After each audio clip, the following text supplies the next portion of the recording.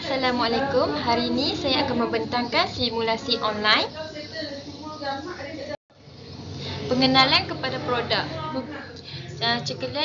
Cookies coklat chip kami adalah pilihan sempurna bagi pecinta kudapan manisan yang ingin menikmati kelazatan setiap gigitan. Dihasilkan daripada ramuan berkualiti tinggi seperti mentega segar, gula peran dan coklat chip premium. Setiap kepingan cookies menawarkan rasa yang kaya dan tekstur yang memuaskan. Rangup di luar, lembut di dalam, tanpa sebarang bahan pengawet atau pewarna tiruan.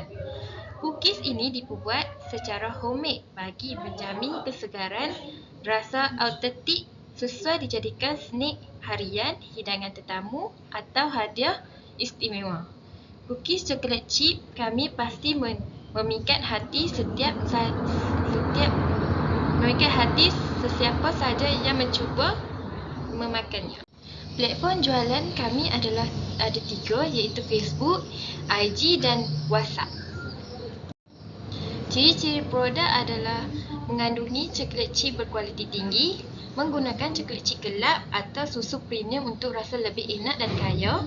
Nombor 2, pembungkusan kemas dan menarik, sesuai untuk hadiah, door gift atau disimpan dengan mudah, tahan lama tanpa menjejaskan kualiti jika disimpan dalam bekas kedap udara.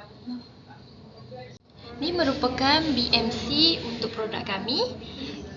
Nombor 1, key partner adalah supplier bahan beku. Key activity adalah resipi, kualiti produk, peralatan produksi, media sosial dan branding.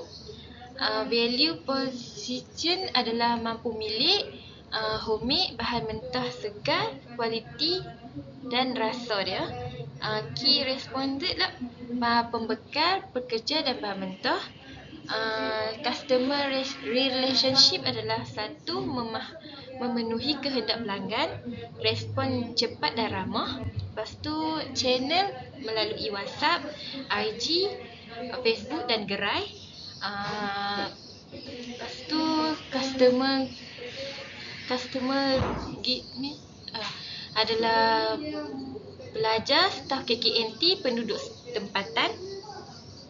Kos trendingnya adalah gaji pekerja, kos pemasaran, kos bahan mentah dan kos penghantaran. Untuk saving dia adalah jualan tunai dan online banking QR. Untuk slide ini pula adalah analisis SWOT. Kekuatan adalah bahan berkualiti dan cita rasa kasih sayang, branding homemade dan fresh. Kelemahan, harga lebih mahal, kekuatan produk terbatas dan produksi skala kecil. Lepas tu untuk peluang, trend makanan premium sihat, kolaborasi dengan kafe dan resto, pasaran hadiah dan hamper. Untuk pasaran hadiah dan hamper pula adalah refleksi harga bahan beku. Lepas tu perubahan skala konsumen. Lepas tu masalah logistik dan penghantaran. Untuk UPS pula, nombor 1 adalah coklat chip premium yang cair di mulut. Menggunakan coklat chip premium yang cair di setiap gigitan, menikmati rasa mewah dalam biskut buatan tangan. Nombor 2, dibakar segera setiap hari. Setiap biskut dibakar segera selepas tempahan, dijamin rangup di luar, lembut di dalam. Nombor 3, resepi homemade, rasa seperti buatan ibu. Resepi asli buatan rumah yang diingat pada rasa setiap biskut ibu. Penuh kasih sayang dalam setiap keping. Sesuai dijadikan hadiah dan hamper.